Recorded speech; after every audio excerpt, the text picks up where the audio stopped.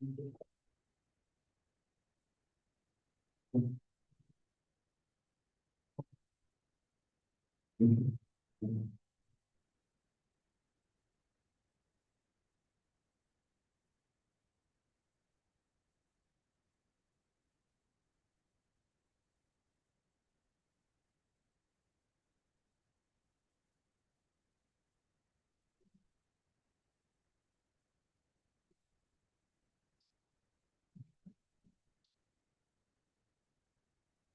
everyone.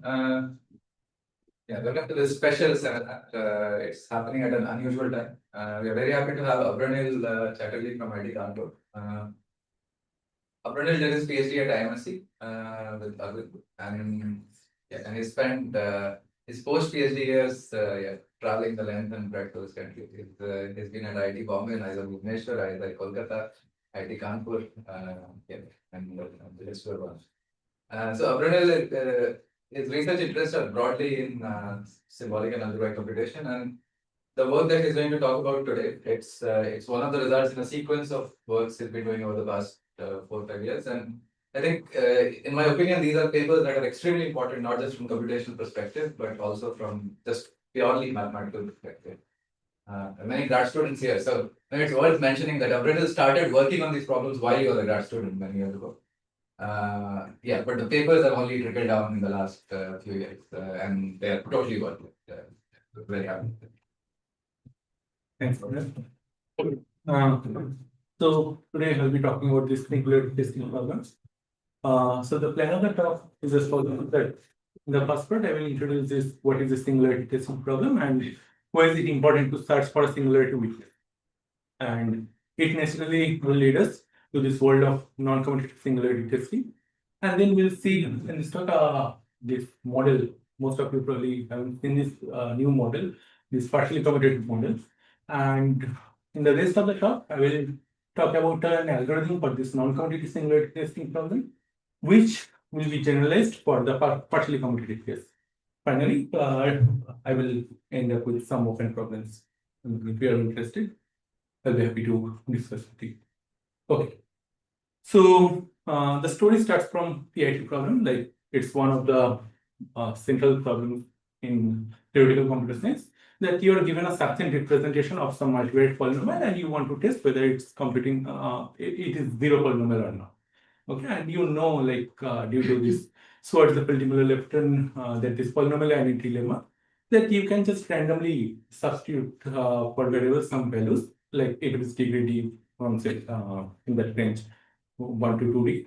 And then with high probability, you will be able to see that if it is non-zero, then after the substitution, you will get some non-zero value. Okay. And derandomization for this problem, it is like one of the well-known open problems for which we only know for a few special cases the derandomization. And it has been shown by Ivanyos and Covenant that actually, if you can derandomize it, if you can show that it is in P, it would imply circuit logarithms. More precisely, like it is shown that either NEX is not containing P by poly or permanent doesn't have any polyphase circuit. Okay, so the consequence is huge. Okay, so in this talk, what I will do, I have talked about this succinct representation. So there can be many different succinct representation of a multivariate polynomial. Like a multivariate polynomial can have exponentially many terms. And how to represent such a multivariate polynomial. So in this talk, we'll talk about this determinant representation as a succinct representation. So what is it that you just want to represent a polynomial as determinant of some linear matrix, where each entry is some say symbols, or like it can be some linear terms also, sum of AI, say a1 x1 plus a2 nx. So for example, if you look at say x1 to xn plus y1 to yn, x1 to xn is simply you can just put everything in diagonal. But say x1 to xn plus y1 to yn, that also you can just represent it as determinant. Sorry, I should have put determinant here.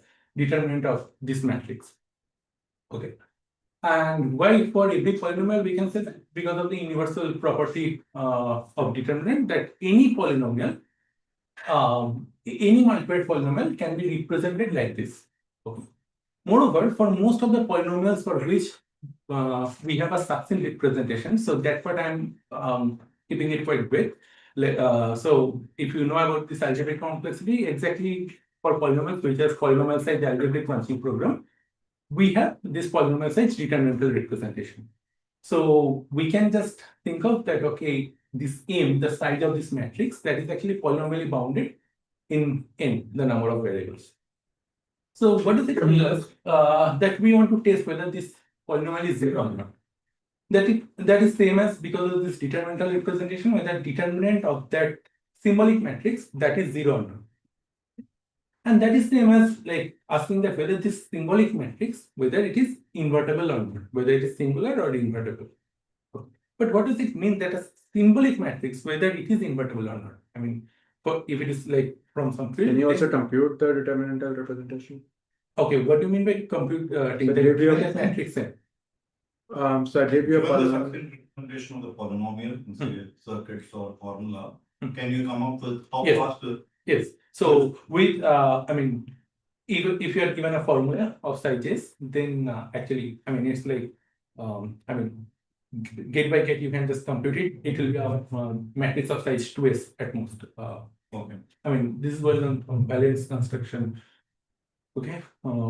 Yeah, and for this algebraic branching program, it is like complete. Like, and for circuit, there is like a quasi-polynomial blow-up. That's why I told it almost captures the PIT problem, not exactly, but I mean, yeah, I mean that is all we care about. So with the velocity, we can think of it. This is a reformulation of the PIT problem, or the polynomial testing problem. Is that small m instead of small n? This one? Okay, okay. Okay. Yeah, I should have put this determinant here. So this is a determinant of size small n. In this case, n is equal to n. Hmm. Okay.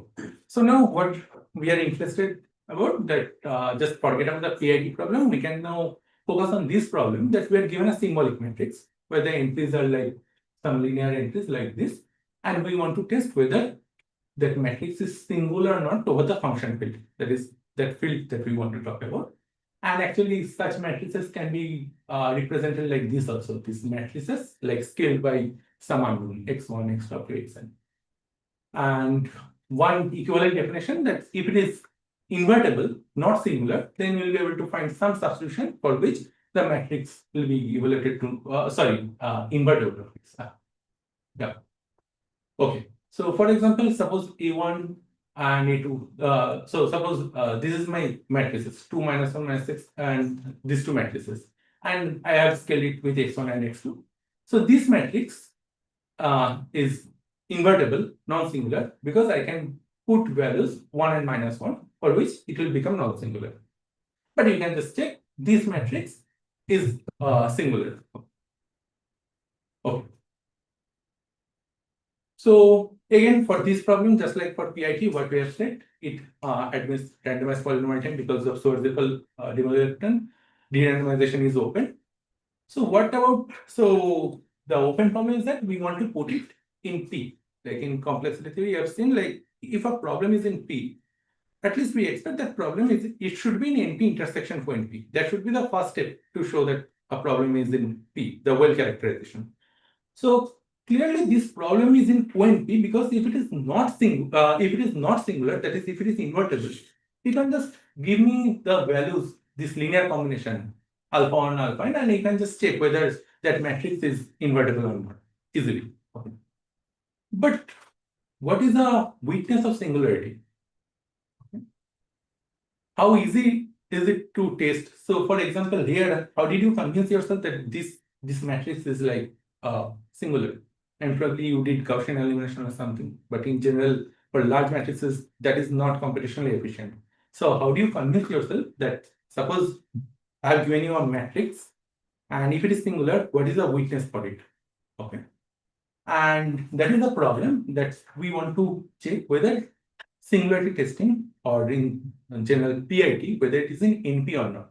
So to put it in P, that should be the first question to ask whether it is in NP or not. Okay. Equivalently, we are asking, does there exist a small size singularity weakness that can be efficiently verified? Okay. So any questions so far?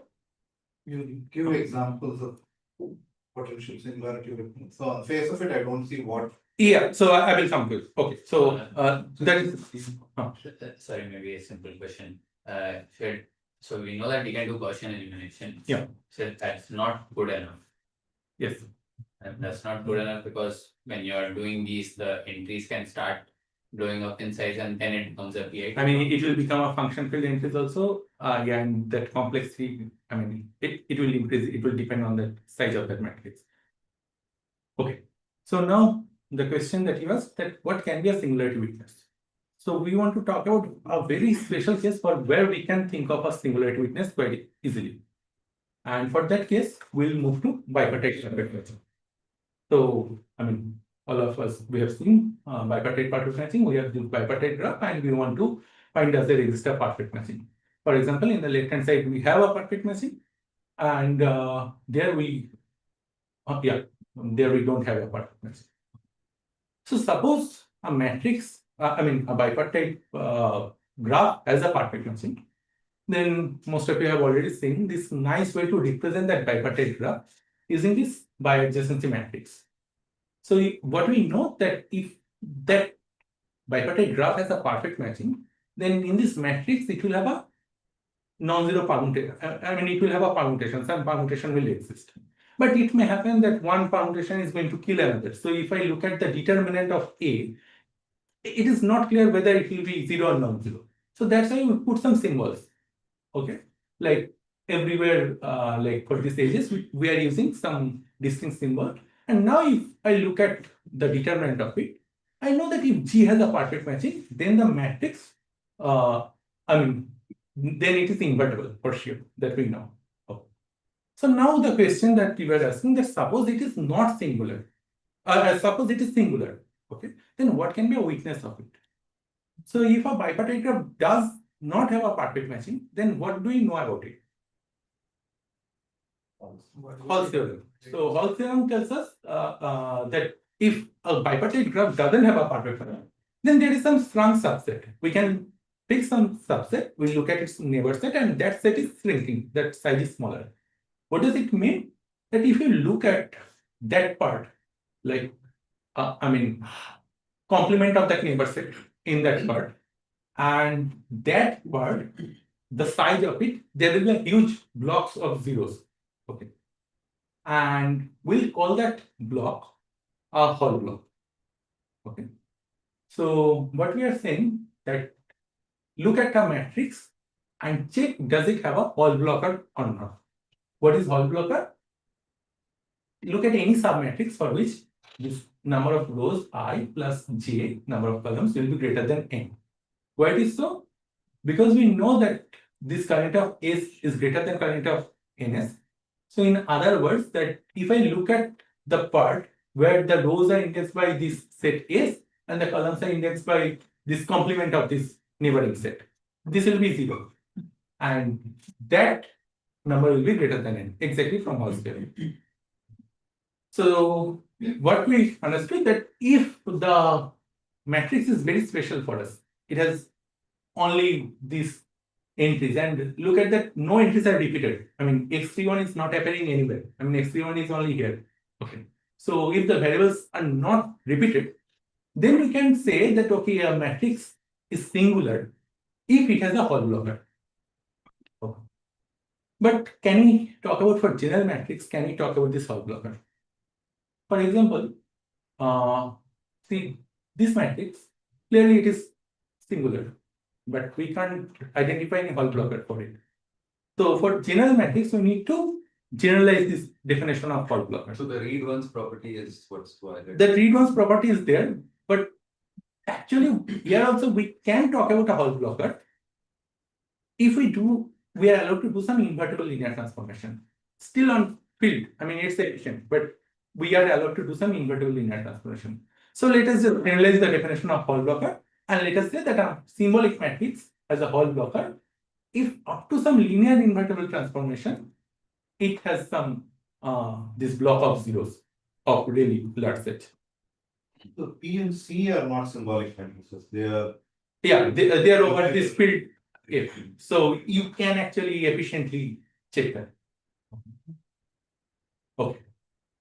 So now the question is that the case is that, okay, for bipartite graph corresponding to that symbolic matrix, it works that either it is invertible or it has a Hall blocker. So for general matrix, can we say that either it is invertible or it has a Hall blocker? But it turns out no.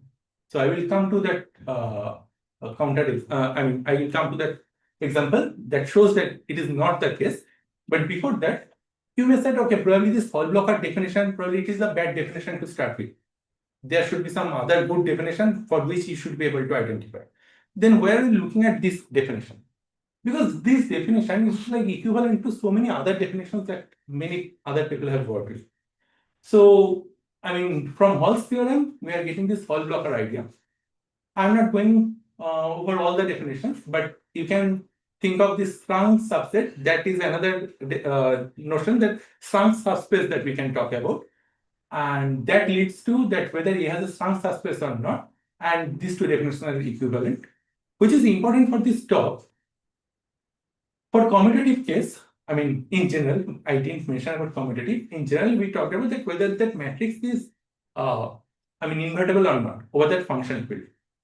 So if you think of the variables as non-commutative, then there also you can talk about some notion of this function field, what we call pre-skew field. And in non-commutative algebra, like from 60s, 70s, people have already studied Amitsur, Kohn, all these people have already studied it. And it turns out that that matrix is singular over the free-skew field, that corresponding analog of function field. So we don't want to look at it. We want to work with this computational definition equivalently. If for every matrix substitution of every dimension, whatever the matrix you substitute, if you look at the determinant, I mean, that loan of matrix for every symbol, I will come to this definition if you are not clear about it. That determinant will be 0. Okay. So all these definitions are equivalent. So probability is telling us something important, and we want to put a name for it. And we call it non-commutative singular. That given such a matrix, whether the variables are say non-commutative, whether it is singular or not, I mean, this is non-commutative singular. Equivalently, whether this matrix has a Hall blocker or not, or it has a strong subspace or not, all these definitions are equivalent. And there are many other definitions. You can look at some of these papers. It has connection with optimization theory, quantum information. Even I don't know most of the connection, okay? But it is quite worth to look at it. It connects so many different fields. So one is that, so another, like sort of more Gaussian elimination type of certificate might have been a vector which is in a null space. Yeah. Like in the fund, but it might be just so that can be a question. What is the degree of, like, so it's maybe like a vector of polynomial. I mean, when you're thinking of degree, I mean, it might be some function field entries also when you're doing Gaussian elimination. No, but let's say in the end, the Gaussian elimination process, let's say we don't think of it algorithmically. It will tell us that there is actually even a sense of polynomial because I can clear out. Yeah, so you can talk about a weakness, but Degree, you will not be able to verify it efficiently. Because but if the degrees are small, then it varies. Yeah, so but the question is what? Yeah, but for the large matrix, the degree is not small.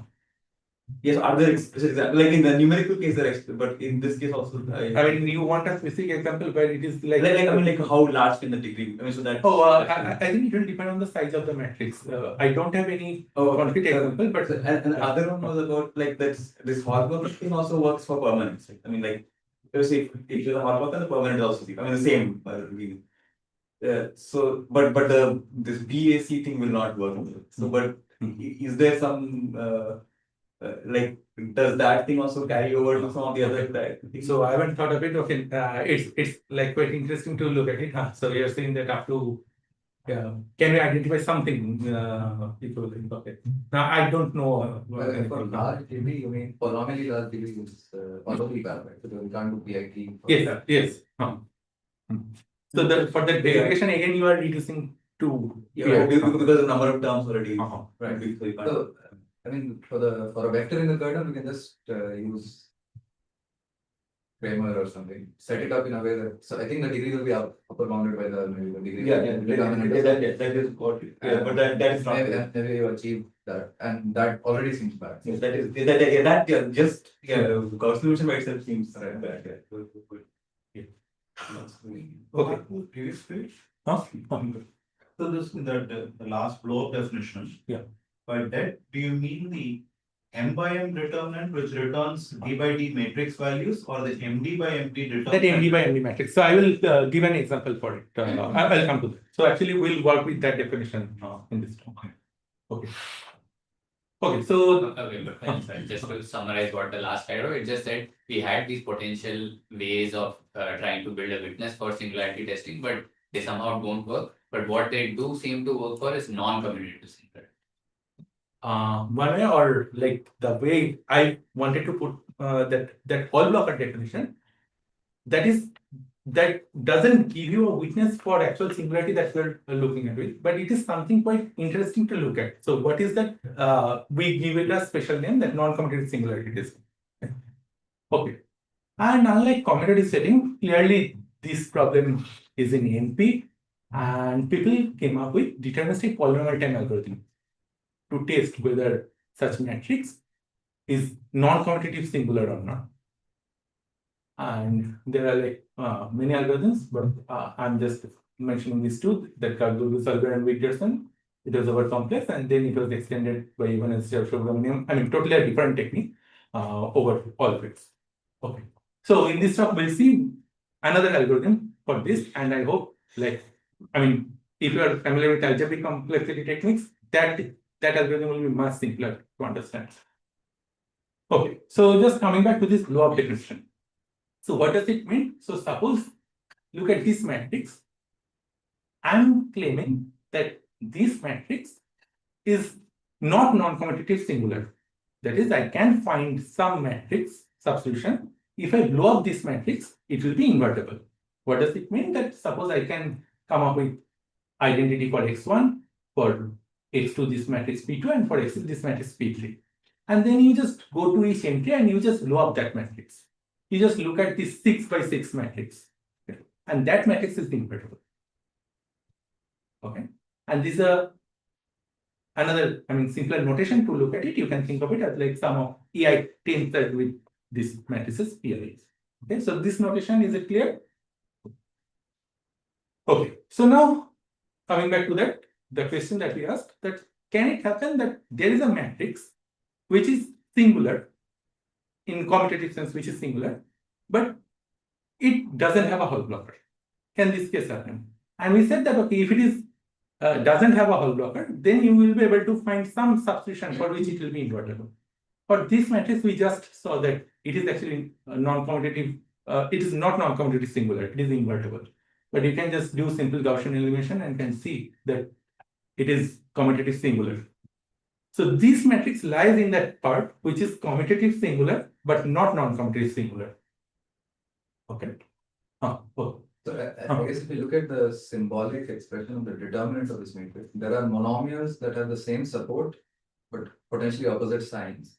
And if we treat the variables as commutative, they cancel each other. If we So there is a problem. I mean, if you want to think of it like this, I mean, for non-commutative case, this notion of determinant is not well defined. Right. So right, well, that's I mean, for this thing, I guess that's why you're doing matrix substitution.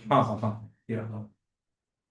Okay, so now putting it as a diagram. So suppose this is like all the symbolic matrices, and the green part is like the singular symbolic matrix that we want to identify. So we want to characterize, given any symbolic matrix, whether it is in this part or it is in this green part. What we have shown, I mean, what we just see that this yellow part, this is a non-commutative singular part, and that is like strictly contained in this green part. Okay, one way to show that it is strictly contained, because here we are asking like for like any substitution. If there is a 1/1 substitution, so any commutative substitution, you can think of like 1/1 substitution. Obviously, it will be non-commutatively invertible also. And there is this blue part also, that the part that we don't understand. So we want to understand that part. Okay. Okay. So now the question is that, I mean, if you are in that yellow region and given a symbolic matrix, suppose it is a singular matrix, if it is in yellow region, I mean, then we can easily give a witness for it.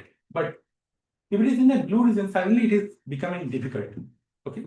I mean, not hard, I'm not saying it's hard, it is becoming difficult. We don't know how to, what will be a witness for it. And if you're looking at this derandomization question, then singularity testing is difficult and non-commutative singularity testing is easy. So derandomization is from here it's difficult and here it's easy. So is it a sudden jump or is there any nice transition that is going on?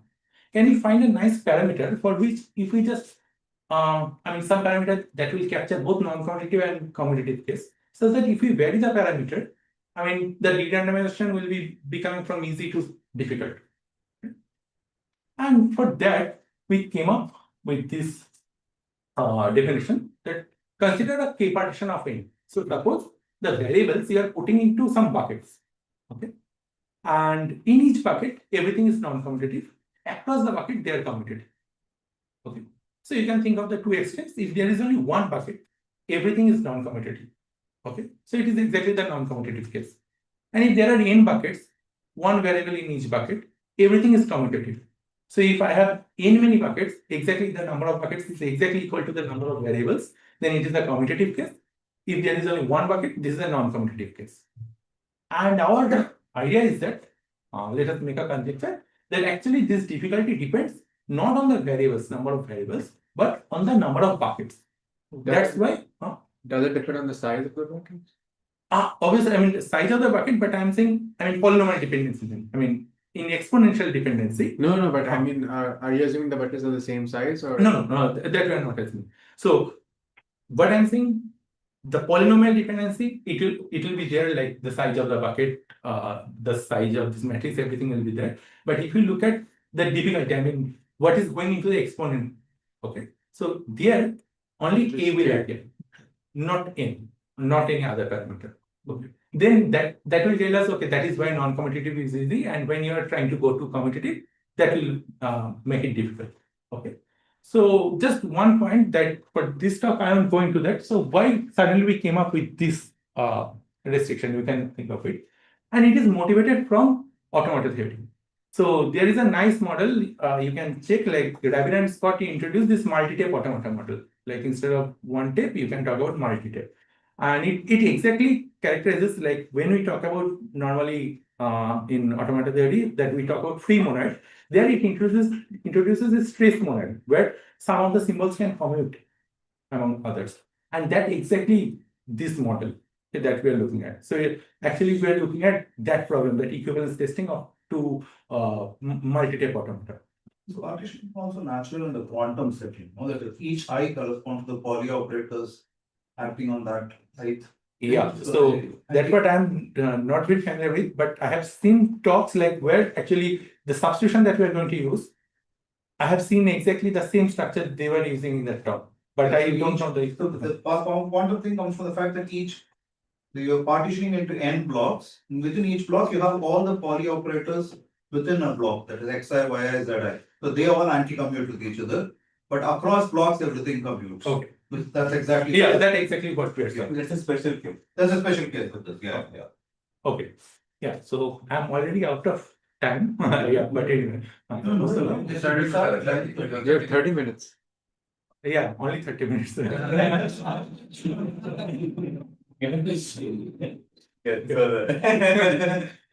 Yeah. Okay. So yeah, that is our goal. Our goal is to understand the singularity testing, this partially commutative, in terms of this parameter k. So far, any question? So now we'll move to the technical part. Okay. Sir, I have sort of a silly question. Why didn't we put the commuting variables in single buckets and say that across buckets they don't commute? Or is it just the same thing, just labeled different? That's not the same thing. So why is this more natural? So this comes appear from naturally. I am a classical person. Okay. So it's like generally it is like, so what is free monad if you want to think of? You try to think of the non-commutation graph. Okay. So what is free monad? So you put an edge if it doesn't commute. So free monad is like a click. Everywhere there is an edge. Okay. And commutative, it is like, say, isolated vertices. Here you can think of, trace monad, the idea of trace monad is that when you are looking at k distant clicks. So that is like what we'll study. It's not answers your questions exactly, but people have studied already, motivated with that. Oh, yeah. Anyways, so what is the question there? That we want to test singularity. Okay. Now, I mean, if you are like, if you want to point out something, you may ask, okay, how do you know that you have talked about this free skew field, you have talked about function field, but what about this partially commutative setting? Can you even talk about fields there? Okay. So that already mathematicians have studied it, and we can talk about fields. But for this stuff, we don't want to go there. We just want to think of just simply just what we said, that does there exist a matrix substitution for which it is invertible. But now we are talking about this partially commutative structure. So these matrices should respect the structure. What do I mean? But suppose for in a bucket, whatever the matrix I am substituting, I don't care. But across the bucket for two variables, whatever the matrix I am substituting, they must commute. Okay. And okay, I will come to that, but just quickly, what is the easiest way to ensure that two matrices they will commute? What is the structure that you would expect? Diagonal Tensor, right? exactly the tensor. So just what we'll do. So in general, so suppose we have only two buckets. Whatever the matrices that will substitute for one bucket, it will look like some matrix tensor with identity. And for the second one, it will be identity tensor with some matrix. Okay. So I will come to that structure. Okay. So what is the result? Or result is the deterministic polynomial-time algorithm when k is constant. Okay. I'm hiding the actual running time because it looks very bad. It's doubly exponent in k. But for constant k, I mean, it's good enough that we get a deterministic polynomial-time algorithm. So in terms of our understanding, just into the into the 2 to the order k. Yeah, not even to the k of, yeah. Okay, so in terms of our understanding, we wanted to understand this blue part, blue region. What we did, if I keep on changing k, then I can go from non-commutative to commutative. So there are like number of reasons here. And what we have shown, like now we have understood this part where k is like small. Only for non-constant k, this part we are yet to understand.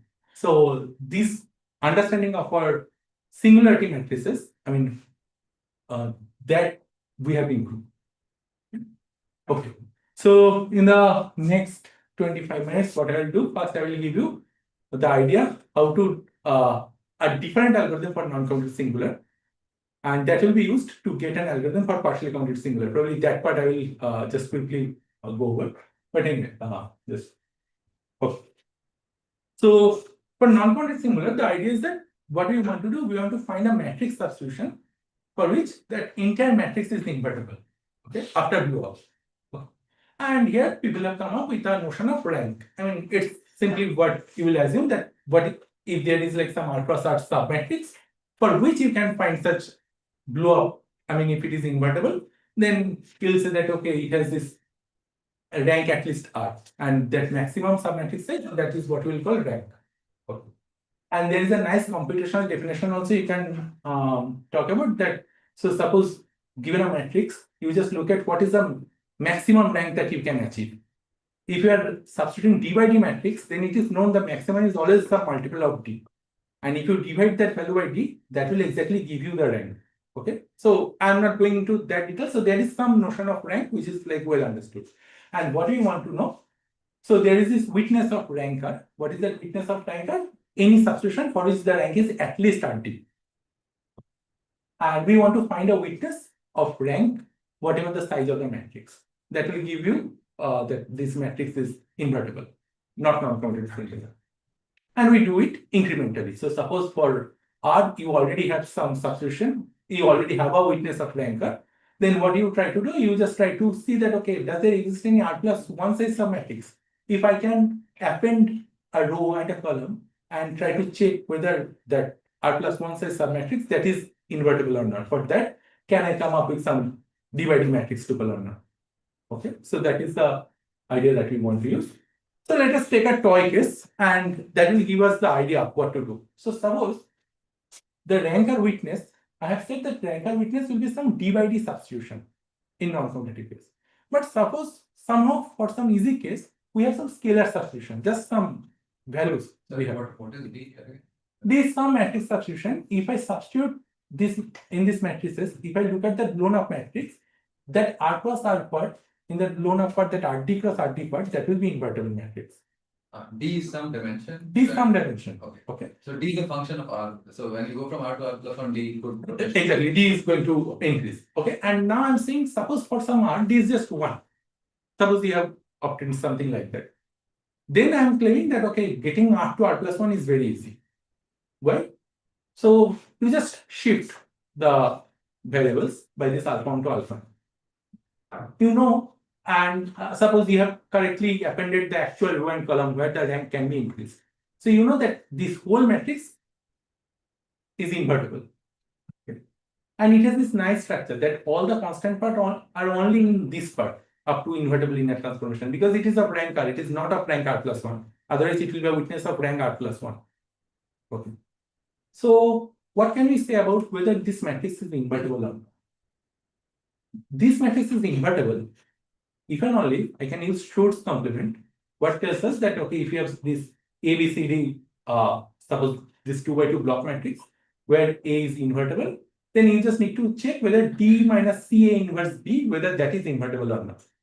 Okay, this is known as Schur's complement. And if you just apply Schur's complement here, this U, I mean, it is 0, U transpose I minus A inverse B, that is 0 or not. Okay. What is I minus A inverse? I can just think of it as this infinite series.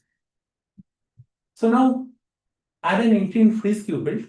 Now have some, I mean, this is not only formal part series, it has this nice representation as a weighted automata. Okay. And it is known that in such case, you don't need to go check that infinite series. You can just truncate it to some point depending on the size of that matrix. Actually, it is S minus 1, not even S. If the size of the matrix is A prime, you can, I mean, here in our case, it is like R. So you can just look at up to point R. And you just want to check whether this non-commutative polynomial is 0 or not.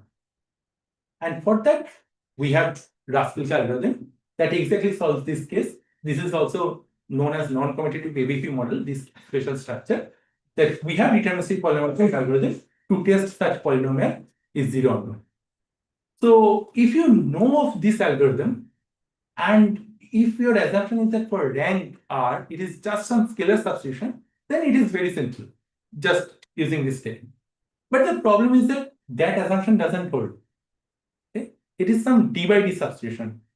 And problem is that what do you mean by shifting a variable x by, say, some matrix substitution, d by d substitution? What does it even mean? So that is the main technical lemma that we came up with. That so if you just look at the matrix where you replace this x, you want to substitute by, say, some d by d substitution, you just replace by some d by d generic substitution, that x. Okay. Then the rank is exactly whatever the rank into d. So what does it give us? So suppose I wanted to shift x by some matrix A1, A1, A2, A3, A4.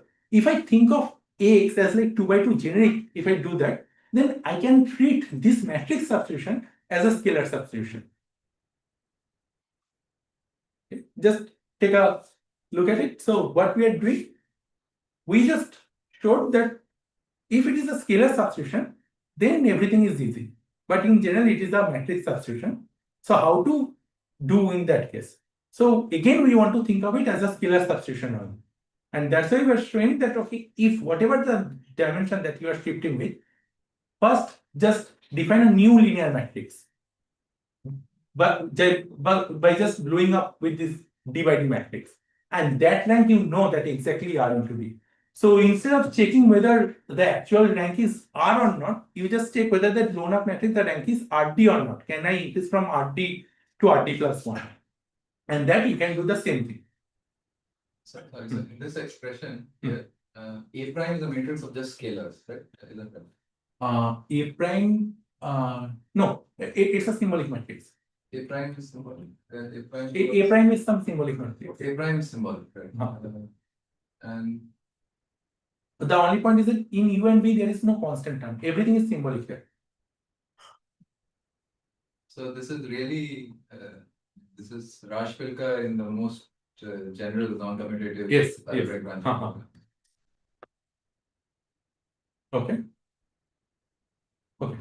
And did anything use the fact that the entries are linear in this in the outline that you have? Okay, so actually here we are talking about this ABP. So if Up to so in order to invoke Rashpilka, you need the fact that yeah. entries So if the entries are not linear, we have an efficient procedure to generate a new matrix where the entries are linear and the singularity question, that matrix is singular if and only if that matrix is and the singular. blow up in size. There will be some polynomial size blow up depending on that degree. Even you don't care about degree. If it is like given as some ABP, that size blow up will depend on that ABP size. Okay, so that is the algorithm. So what we want to do, so suppose we have some rank or witness. What we want to do, we want to generate a rank r+1 witness. First, we want to check, can I increment the rank? If there is no, like I can't append any row and column, there are only polynomially many choices, then I know that I can't increase the rank. I will stop. I will say that, okay, this is the maximum rank. I have achieved the maximum rank. If the rank is more than R, then I'll be able to find some row and column, and I'll be able to do this step. After the end of this step, what I will get some matrix substitution after the end of PIT, but the rank is strictly greater than RT. But still, it's not a witness of R+1 because we wanted it to be more than R+1 into D. So that is like the rounding step here. So this idea was already there in IQS paper, this Ivanyos Subrahmanyam paper. I'm not going to the details. So the idea is that you will treat the matrices as like division algebra element. Division algebra is just like some special matrices. Whatever you do, addition, multiplication, inverses, it is always invertible on that on those sub matrices. On that matrix algebra. Okay, and there you can ensure that it is like R+1 into D. And what Miller was asking that, okay, what about the blow up in D? There will be some polynomial blow up in D, but actually you can do blow up control one by one. You can cut the dimension and you can ensure that D is bounded by R+2. So at the end of your process, if it is invertible, you'll be able to find some nice matrices. So, okay, yeah, what I just told that we'll just take maximum rank, and there is, I just want to show because I spent time to create it, that we will just check that whether this matrix is 0 or not. If it is 0, done. Otherwise, I'll start with at least one non-zero entry. I have some rank 1 to start with, okay? And I will just check whether it is maximum rank or not. If it is not maximum, I will find this rank R+1 witness, do this blow up control until the dimension is smaller than lesser or equal to R+2, and then I will repeat this process again. So that gives us an algorithm for non-commutative singulars. Parts of this picture look a bit like this rank increment argument that gives a p-task for.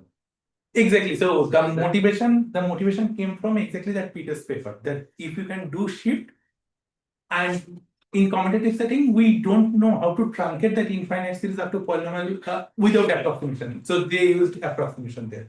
And here what we do, that part is easy. Just in the rank. So that idea is that from rank R+1, you are just incrementally building that witness of a ranker. Exactly, that is the idea. But here the main problem is that shifting is non-trivial. And that is the main technical lemma that we use, that if you just use the generic matrix and you can just look at the blow up matrix, that will make your life simpler. Okay. So now in the remaining 15 minutes, quickly let me just go over the partially commutative case. Okay. So just looking at this non-commutative case, so what this algorithm actually tells us, that we have these three main steps: the rank increment, rounding, and blow up. So in the rank increment step, what exactly we are doing? We are reducing the singularity testing to PIT%. Non-commutative singularity, we are reducing to non-commutative PIT. Okay? And we have like whatever the size, if the size is S size matrix, then I have at most S many rank increment process. So I have at most S many instances of non-commutative PIT. So in partially commutative case, what we do? We exactly follow the same strategy. So the first non-trivial part is that what I told you, that blow up, if you go to that blow up, there I can always talk about like scalar shift only instead of matrix shift. So what we did, again coming to that structure, that if you what is the generic substitution? Suppose xi is in the jth bucket, then the generic substitution will look like that only the generic matrix will be in the jth component. Everything will be identity. It's like this Kronecker substitution, this tensor product. Okay. And if you do this substitution, like d1, d2, dk, these are the dimension, then in the blown up matrix, the partially commutative rank will blow up by exactly this d1 times d2 times dk. It's exactly for non-commutative what we did, the generalization of that. And after that, the same reduction, it just follows. But now instead of non-commutative PIT, now we have an instance of partially commutative PIT, which was not studied before this work. And so now we have studied this problem that, first we have this infinite series, and then actually the same kind of argument we can show that this infinite series again you can truncate it up to some polynomial point. And now we have some partially commutative polynomial. You want to do identity testing of that. So let me just quickly give you that idea for that, this how to do this partially commutative PIT. So in general, what is the idea of Raspilka? So you have this, whatever the size of the matrices. So Raspilka shows that actually what you can do, you can just reduce this problem of testing whether this polynomial is zero or not to rank computation over here. You will just do this rank computation. I mean, you can think of Raspilka as if you are given this subroutine how to do rank computation, you'll be able to use Raspilka to check whether this polynomial is zero or not. So what we do, we actually show we can use similar idea. If I have k many buckets, then I can actually reduce it to rank computation question, but the entries are from this x2 to xk. Just exactly this generalization of it. So some induction on K. Some induction on K. And again, that entries, what I just told you, that these entries I can again further reduce it to some linear entries. So we actually reduce this PIT for K partition set to singularity testing for K minus 1 partition set. And now we are ready to do induction. So I'm not going to any details. So this part is quite non-trivial, but we can actually do that. Now what we can do, we can just prove it by induction for k equals 1, that is a non-commutative case we just discussed. And then what we do, we have these two main subroutines. One is that singularity testing for k partition set, that rank increment process that we reduce it to identity testing of k partition set, and identity testing of k partition set, we reduce it to singularity testing of k minus 1 partition set. Okay, and we just keep on doing this induction. Okay. One point is that this is the source of this doubly exponent blow up, because if you have a size S matrix, then you have size at most S many rank increment process, and for every process you are calling now you have like say partially commutative for k bucket. Now for every step you are calling this again singularity testing for k minus 1 bucket, and again you are calling that ID testing. So it blows up to doubly exponent. We can control the blow up here, but we didn't also try to control the blow up. Probably it is possible. Okay, so this is the main idea. Okay. Any question here? Two questions. One is in this example that you did where you had alpha 1 up to alpha n as field elements. You said you're going to truncate the inverse of. How do you decide the degree of the truncation? So there is this Susenberg's theorem that tells you that whatever the size of the matrix, you just need to look at up to that degree. I see. So if it is non-zero, you are going to see a non-zero monomial. Yeah. So it is easy to like if it is say U transpose some symbolic matrix M, then V. Then what you know. So M power K, say M power KB. If you start looking at this U transpose M, U transpose M squared, how many such vectors you can get? So whatever the dimension is bounded by that dimension. Okay. Yeah. So and in this case, if instead of going from reducing the induction you did was from K to K minus 1, if you instead went from K to K over 2, how would the runtime be affected? We are not expecting. We don't know how to do that because suppose we could somehow do that. All the other things remain what they are, but somehow you could go from K to K over 2. Okay. I mean, you're expecting the exponent to look like k and not log. That would exactly give us this commutative, non-commutative setting, Right. because in commutative we have n into the exponent, not 2 for n. Right. So yeah, if it is half getting half, probably it will be polynomial. Poly k, some poly k. Poly k, but I need to check. I'm not very sure about it. Okay. Okay. So again, just here one thing what we did here, we are checking does there exist a matrix substitution of this structure such that this matrix is invertible or not. Okay. Now you may argue that okay, actually there might be some other matrix which respects this structure, this bucketing, and probably there is no matrix for of this shape where it is not invertible, but for some other structure it is invertible. Can it happen? So from that work of Clear, Vinnikov and Voljic, where they show that it actually forms a field, they also showed that if it is invertible, there must be a substitution of this form, which already proves the correctness of our algorithm. So we don't need to argue that part. Okay. So this is the idea, same flowchart. We just do it. Now, one problem is there. So here, I told you that there are 3 main steps. One is that rank increment, one is the rounding, one is the blow up control. Rank increment, I just discussed, we can do easily. For rounding step, I mentioned that, okay, this IQS paper, what they did, they actually thought of the matrices as like division algebra element. Okay. But now we are using these matrices of this special shape. Where using IQS, we can ensure that all these matrices are inside division algebra. But does it mean that this Kronecker product will also be inside a division algebra? So it is known that we can ensure it if we ensure that all these dimensions, they are relatively prime. Then for free, you can show that they are inside division algebra. So rounding step, easily you can take care. But there will be a problem in blow up step. You are trying to ensure that each component, they are like relatively prime. And in blow up control, what you are trying to do, you are just one by one, you are trying to cut the dimension. So suppose the dimension was initially, say, for example, 8 and 13, say 4 and 13. Okay. And you cut the dimension by 1. Now it becomes 4 and 12. So you can't use this idea. So now what we want to do, we can't just cut the dimension one by one. We want to ensure that, okay, whatever the dimension we are cutting, again, that will be a prime number. So how much do we need to go for that? So suppose n is a prime, what I can expect, what is the next number for which obviously it will be prime? The smaller number? And my Say, half. So if you go half, then it doesn't work.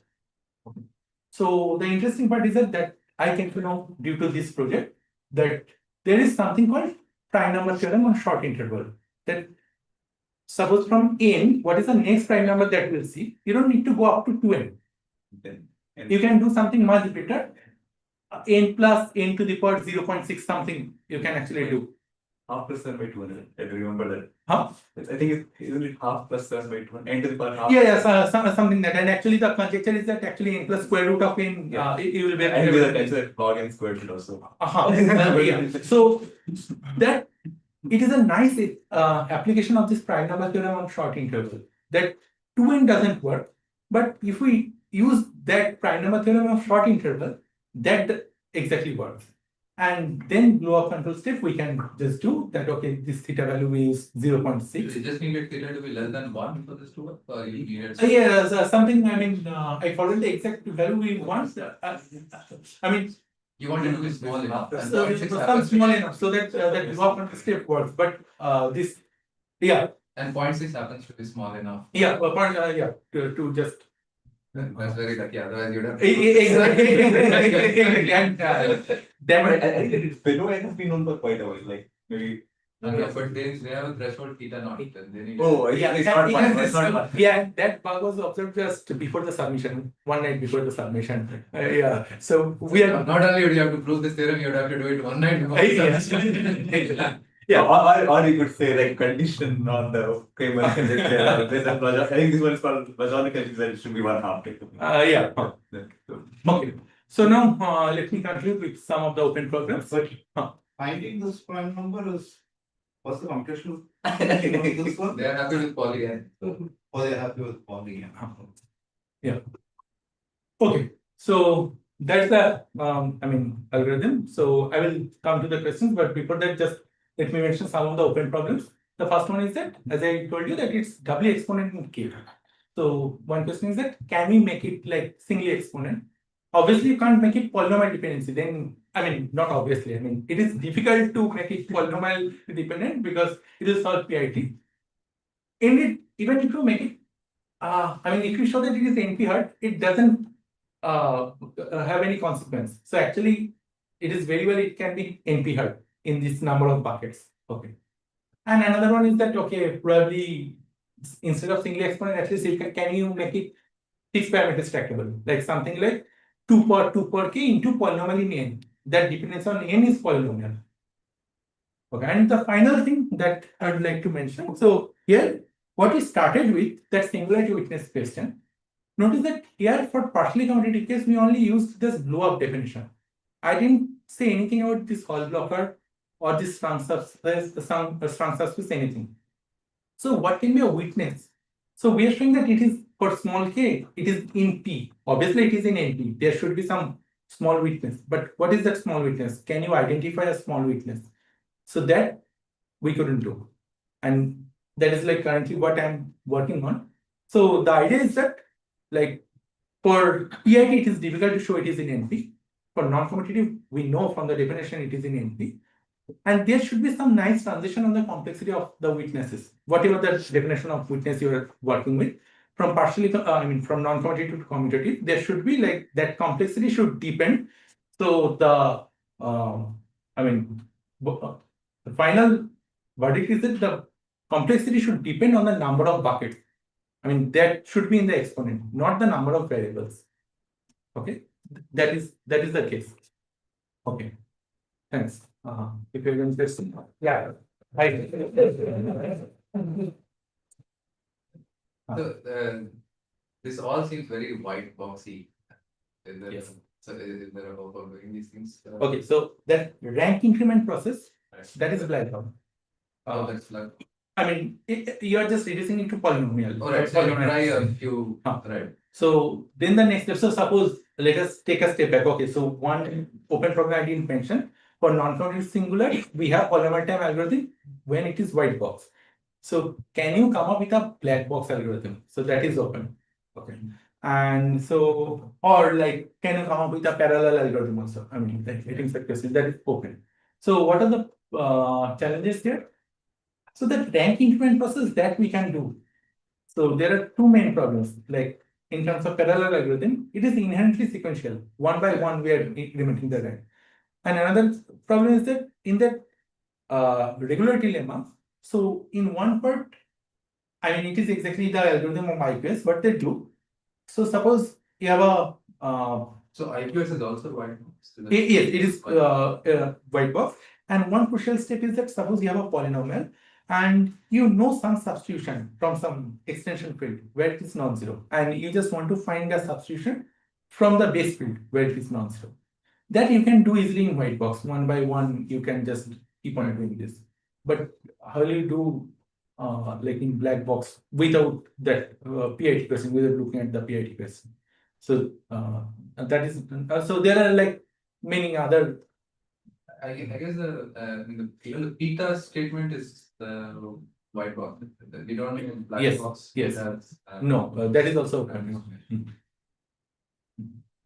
Yeah. Any other question?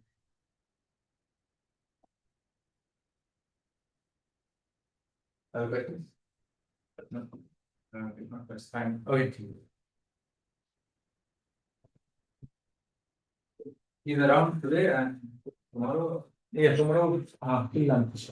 Tomorrow till lunch. So if you want to talk to him, he will either be in 209 or my office.